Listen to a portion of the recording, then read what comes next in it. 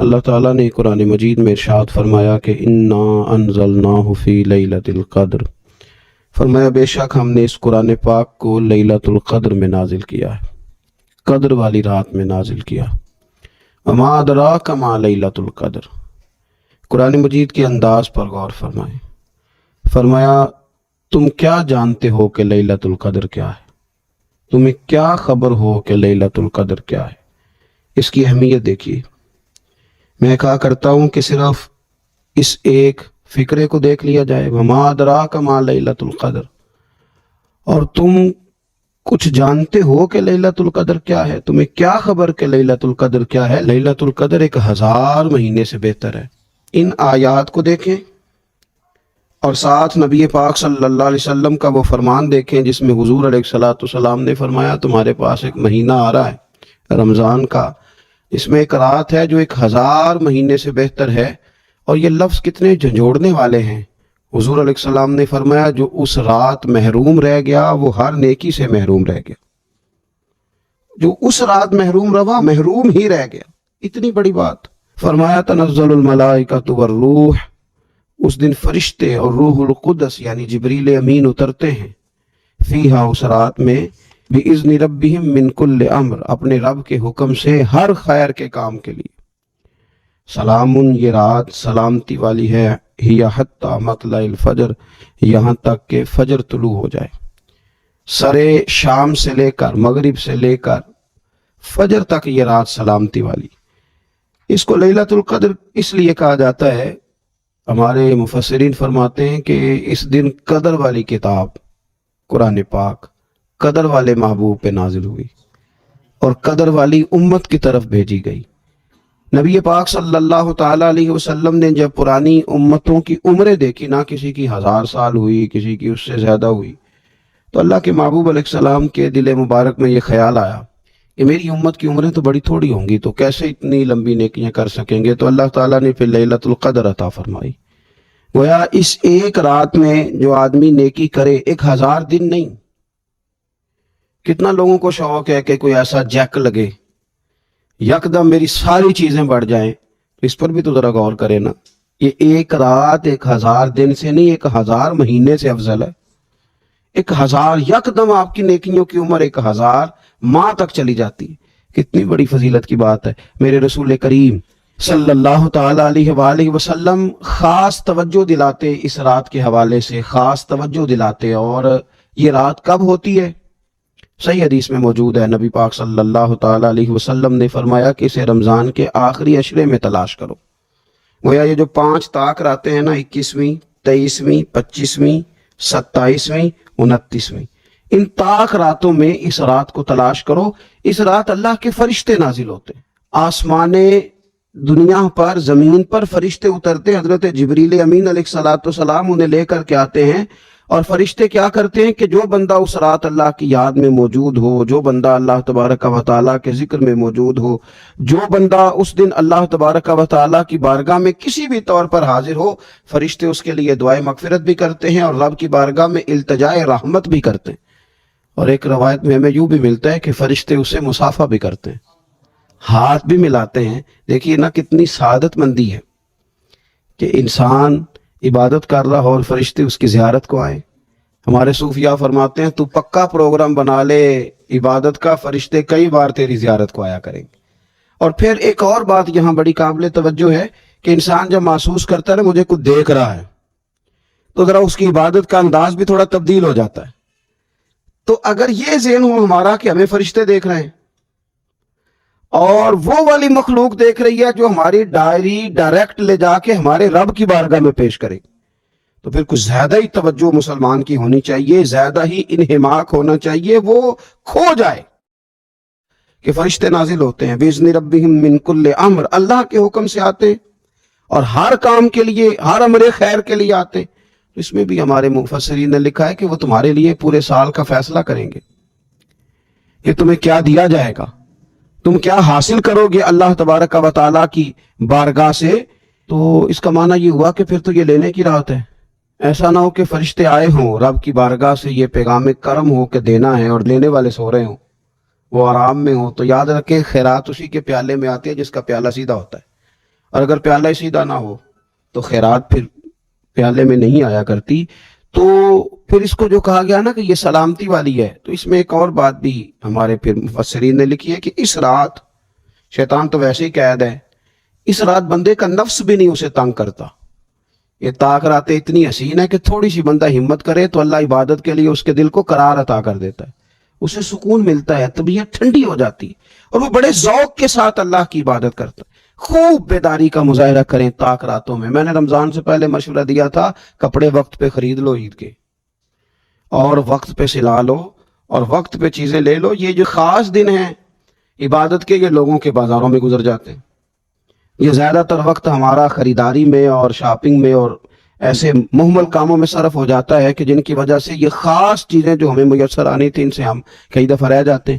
تو اس رات کرنا کیا ہے؟ زیادہ سے زیادہ کھڑے ہو کے رب کی عبادت کریں، قرآن شریف کی تلاوت کریں، استغفار پڑھیں کہ اے محبوب علیہ السلام کی بیویوں، آپ کا مقام لوگوں میں سے ذرا امتیازی ہے، سو تقوی اختیار کرو، غیر محرم مردوں کے ساتھ نرم لہجے میں بات نہ کرو.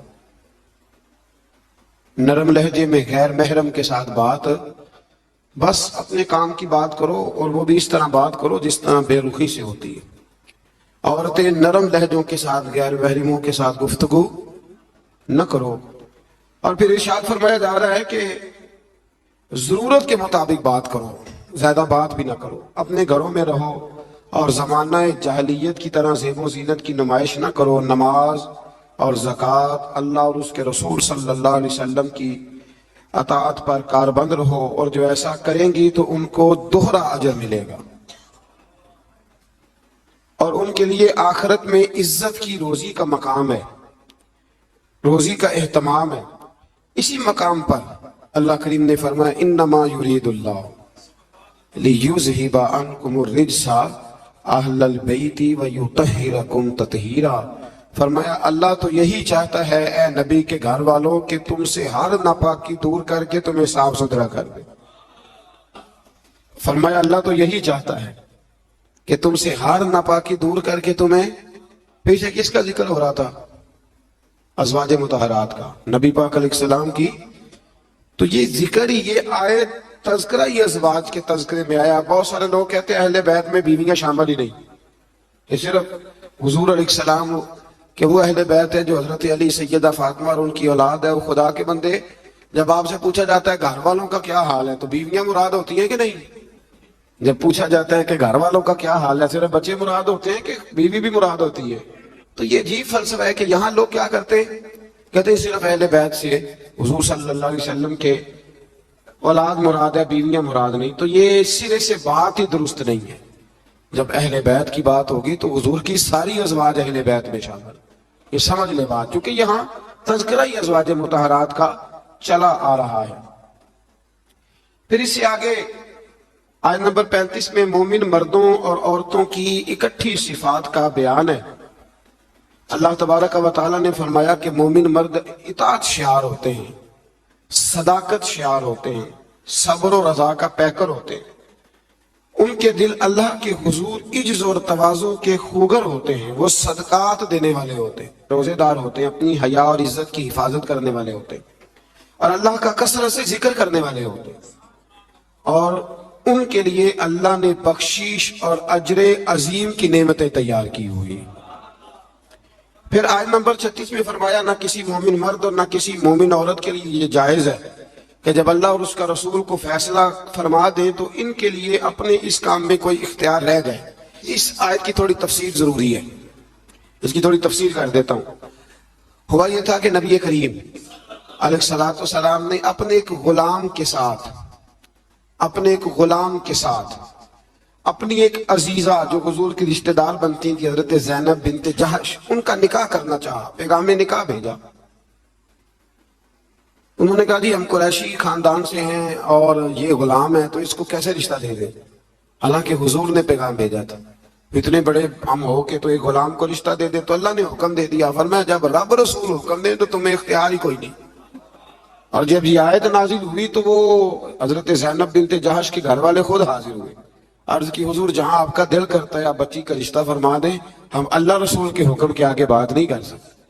آج بھی آپ دیکھ لیں، برادری پہلے اور دین معاذ اللہ بعد میں۔ برادری پہلے، بھائی شادی پہ کوئی بےہودہ حرکت نہ کرنا تو کہتے میری برادری نہیں مانتی۔ یہ بڑا خطرناک جملہ ہے، یعنی ایک طرف نبی پاک کی شریعت اور دوسری جانب برادری، تو یہ مطلب آپ اندازہ کر لیں کہ یہ بات کہاں تک جاتی ہے۔ آپ نے اس میں سے اختیار کسے کیا؟ ہماری برادری وہی ہے جس برادری میں حضرت بلال حبشی شامل ہے، حضرت صہیب رومی اور عمار یاسر شامل، وہ ہماری برادری ہے، ایک ہوں مسلم حرم کی پاسبانی کے لیے۔ اللہ توفیق عطا فرمائے۔ پھر اس سے آگے آیت نمبر 37 سے یہ مسئلہ بیان ہوا ہے کہ جو منہ بولا بیٹا ہے وہ حقیقی بیٹے کے حکم میں نہیں ہوتا، وہ حقیقی بیٹے کے حکم میں نہیں ہوتا۔ وہ میں پیچھے بھی بتا چکا ہوں۔ ہوا یہ تھا کہ ایک منہ بولے بیٹے نے طلاق دی تھی، تو نبی کریم علیہ السلام کے وہ منہ بولے بیٹے تھے، تو ان کی زوجہ سے حضور نے نکاح کرنا چاہا۔ لوگوں نے کہا کہ یہ تو یہ والا معاملہ ہے، تو فرمایا وہ جو منہ بولا بیٹا ہے وہ منہ بولا بیٹا ہی ہوتا ہے۔ مجھ سے ایک دفعہ ایک دوست نے سوال پوچھا تھا کہ منہ بولی جو بہن ہوتی ہے تو بھئی وہ غیر محرم ہوتی ہے۔ منہ بولی بہن غیر، منہ بولی ماں جو ہوتی ہے نا، ایک تو یہ ہے کہ وہ کو گلا کی عمر کو پہنچ جائے، اس نے بچہ چھوٹا سا لے کے پالا ہو، وہ معاملہ اور ہے، لیکن ہمارے ہاں جس طرح رشتے نہیں بن جاتے، جو اصل بہن ہوتی ہے اس کا پتہ ہی کوئی نہیں۔ اور بھائی جس کو اللہ رسول نے تیری بہن بنایا تجھے وہ پسند کیوں نہیں، اور جس کو رب کریم نے تیرے لیے رشتہ بنایا ہے تجھے وہ رشتہ قبول کیوں نہیں۔ اللہ تبارک و تعالی حقیقی مفہوم کی طرف ہماری توجہ لگائے، اسی میں ہمارا فائدہ ہے۔ تو پھر اسی طرح آیت نمبر 40 میں اللہ تبارک و تعالی نے وہ عظیم بات ارشاد فرمائی جس کی طرف امت کی توجہ ہونا بڑی ضروری ہے۔ فرمایا ما کان محمد ابا احد من رجالکم ولکن رسول اللہ وخاتم النبیین۔ فرمایا محمد صلی اللہ علیہ وسلم مردوں میں سے کسی کے باپ نہیں، ہاں اللہ کے رسول ہیں اور نبوت کو ختم کرنے والے ہیں، خاتم النبیین ہیں حضور۔ حضور نے فرمایا میں آخری نبی ہوں، میرے بعد کوئی نبی، میرے بعد کوئی نبی، ضرورت بھی کوئی نہیں، اس لیے کہ میرے نبی نے کمی چھوڑی کوئی نہیں، ضرورت ہی کوئی نہیں، حاجت ہی کوئی نہیں، ضرورت ہی کوئی نہیں۔ بلا وجہ بعض لوگوں کو اللہ تبارک و تعالیٰ معاف کرے روٹی پیٹ بھر کے کھانے کو نہیں ملتی تو نبوت کا دعویٰ کر دیتے، اور عجیب و غریب قسم کے لوگ ہیں جو میدان میں آ نکلتے ہیں، اور مجھے تو ان لوگوں کی سمجھ نہیں آتی جو دلیلیں پوچھتے ہیں اور پھر بعد میں کہانیاں سناتے ہیں۔ تو بھائی حضور آخری نبی ہیں، رسول کریم کے بعد کوئی نبی آ سکتا؟ ایک بات کو سمجھے، حضور کا تاج ہے ختم نبوت، یہ نبی پاک کی نشست ہے ختم نبوت، یعنی نبی ختم ہو گئے تو آخری نشست پہ حضور بیٹھے ہیں۔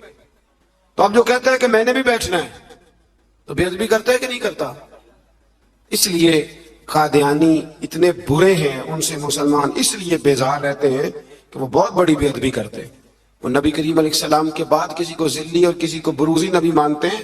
بھائی رسول کریم پر نبوت ختم ہو گئی، اور نبی کریم علیہ السلام فرماتے ہیں میرے بعد کوئی نبی، فرمایا اگر کوئی ہو سکتا ہوتا نا تو خطاب کا بیٹا عمر ہوتا، جن میں صفتیں ہیں لیکن جو ہو سکتے تھے جب وہ نہیں ہوئے، جو ہو سکتے تھے تو ایک کانا آدمی، وہ کانا تھا مرزا، ایک آنکھ سے کانا تھا، اور عجیب اس کے باتیں تھیں، بڑے بڑے عجیب اس کو امراض تھے، اس نے اٹھ کے دعویٰ کر دیا۔ تو بڑے بڑے عجیب لوگ ہیں نا، ماننے والے تو شیطان کو بھی مانتے جاتے ہیں، معاذ، ماننے والے تو سب کو مل جاتے ہیں۔ اللہ تبارک و تعالی ہمیشہ حق پر استقامت عطا فرمائے۔ پھر اس سے آگے نبی کریم صلی اللہ علیہ وسلم کی کچھ اور صفات کا بیان ہے۔ اللہ کریم نے فرمایا یا ایھا النبی انا ارسلناک شاہدا ومبشرا ونذیرا، اے محبوب بے شک ہم نے آپ کو بھیجا ہے گواہ بنا کر، خوشخبری دینے والا بنا کر، ڈر سنانے والا بنا کر، وداعیا الی اللہ باذنہ، اور ہم نے آپ کو اللہ کی طرف بلانے والا بنا کے بھیجا ہے، وہ بھی اللہ کے حکم سے، وسراجا منیرا، اور ہم نے آپ کو چمکتا ہوا آفتاب بنا کے بھیجا ہے۔ تو نبی کریم علیہ السلام کو اللہ نے یہ صفات عطا فرمائی ہے، شان عطا فرمائی ہے۔ ایک بات آپ یہاں رک کے ذرا سوچئے گا، کچھ لوگ کہتے ہیں جی شان مصطفیٰ کا جلسہ کرنے کی کیا ضرورت، معراج مصطفیٰ، میلاد مصطفیٰ، آپ سیدھا سیدھا نماز روزے کی بات بتائیں، شان بیان کرنا کیوں ضروری ہے؟ یہ بہت بڑا مسئلہ ہے۔ بعض لوگ کہتے ہیں جی آپ سیدھا سیدھا کہیں کہ حضور نے فرمایا سچ بولو، کھرا کھری بات کرو اور دیانتدار. یہ آپ کیا حضور شان بڑی تھی، عظمت بڑی تھی، تو بھائی ان آیات میں اللہ کیا بیان کر رہا ہے؟ کہا میرا محبوب نذیر بھی ہے، بشیر بھی ہے، سراج منیر بھی ہے.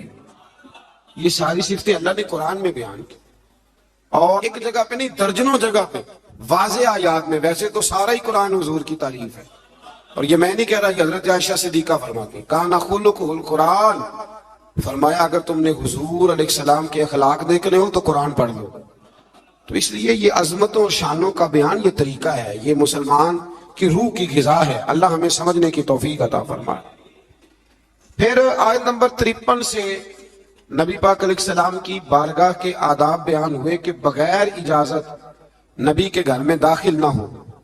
دعوت طعام ہو تو کھانا کھا کے منتشر ہو جاؤ. کھانا کھا لیا تو اب ہوا یہ کہ حضور نے دعوت پکائی کچھ صحابہ کی، تو کھانا کھا کے بیٹھ گئے گپ شپ کرنے کے لیے. تو محبوب کریم نے ایک دو دفعہ دیکھا کہ اب یہ جائیں، حضور نے آرام کرنا تھا، لیکن کچھ لوگ بیٹھ گئے. تو اللہ کریم نے فرمایا جب کھا لیا نا اب جاؤ منتشر ہو جاؤ. گویا رب کریم اپنے محبوب کے دربار کے آداب بیان فرماتا ہے، اللہ بیان فرماتا ہے. اللہ اکبر. نبی کی بیویوں سے کوئی چیز مانگو تو پردے کے پیچھے سے مانگو. نبی کی بیویوں سے آپ کی رحلت کے بعد دائمی طور پر مسلمانوں کا نکاح ممنوع ہے. اپنے کسی بھی عمل سے اللہ اور اس کے رسول صلی اللہ علیہ وسلم کو تکلیف نہ دو. شان رسالت میں عظیم ترین آیت ہے آیت نمبر 56، بڑی عظیم آیت. کون سی بلا؟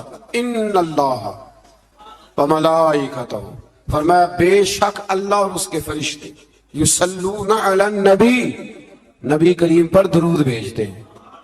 اللہ بھی بھیجتا ہے، اللہ کے فرشتے بھی درود پڑھتے ہیں. یا ایھا الذین آمنوا صلوا علیہ وسلموا تسلیما، اے ایمان والو تم بھی نبی پاک پر درود پڑھو اور خوب سلام پڑھو. تو یہ آیت مبارکہ نازل ہوئی کہ اور حضور صلی اللہ علیہ وسلم نے فرمایا اگر تم مجھ پر ایک بار درود پڑھو گے تو اللہ تم پہ 10 رحمتیں فرمائے گا، اور تمہارے 10 گناہ معاف کر دے گا، اور تمہارے 10 درجے اللہ بلند فرما دے. ایک بار درود شریف کو وظیفہ بنائے، پابندی سے پڑھا کریں، پابندی سے. میں نے اپنے بزرگوں کو دیکھا ہے کچھ کام کرتے، کبھی کبھی مجھے لگتا ہے کہ وہ کام آج بھی بڑے ضروری ہیں، بڑے ضروری. بزرگ یہ کیا کرتے تھے کہ وہ نا اپنی ریل رکھتے تھے، اپنا مصلی بچھاتے تھے مسجد میں آ کے، اور اپنی تسبیح سائیڈ پہ رکھ لیتے تھے صبح کے وقت. اور روزے نہیں ہوتے تھے تو پانی کا پیالہ بھی ساتھ ہوتا تھا. کچھ دیر قرآن پاک پڑھنا، اپنا مصلی بچھایا، پھر اس کے ساتھ کچھ دیر تسبیح پڑھنی، پھر پانی پہ پھونک مارنی اور اس کو پینا. مجھے لگتا ہے یہ اہتمام ہے عبادت کا. میں دوستوں سے کہا کرتا ہوں کہ ہاتھوں میں تسبیح رکھ لو، تسبیح ہاتھ میں ہو تو چلتی بھی رہتی ہے. تو یہ چھوڑ دیں، لوگ کیا کہیں گے، بہانہ کریں گے، دنیا کہے گی یہ بابا تسبیح ہو گیا، تو کہنے دو. تسبیح ہو تو تسبیح چلتی بھی. سمجھ آ گئی یہ بات کی؟ تو اہتمام کریں. یہ 20 منٹ 10 منٹ مصلی پہ بیٹھ کے درود شریف پڑھیں. ہمیں موقع مل جائے تو ہم پڑھ لیتے. کچھ کہتے ہیں میں گاڑی چلاتے چلاتے پڑھتا ہوں. میں نے کہا یہ سارے طریقے ٹھیک ہیں، پر میری رائے یہ ہے کہ مصلی بچھا کے، خوشبو لگا کے، اچھے کپڑے پہن کے، مدینے کی طرف منہ کر کے، یعنی حضور کی بارگاہ میں سلام عرض کرنا ہے نا جی، حضور کی بارگاہ میں، تو پھر پورے اہتمام سے سلام پڑھیں. اللہ توفیق عطا فرمائے. آیت نمبر 60 سے 61 میں منافقین اور فاسقین اور جن کے دلوں میں عداوت مصطفیٰ صلی اللہ علیہ وسلم کا روگ ہے اور مدینے میں جھوٹی افواہیں پھیلانے والوں کو خبردار کیا گیا کہ اگر وہ اپنی حرکتوں سے باز نہ آئے تو انہیں مدینے میں رہنے نہیں دیا.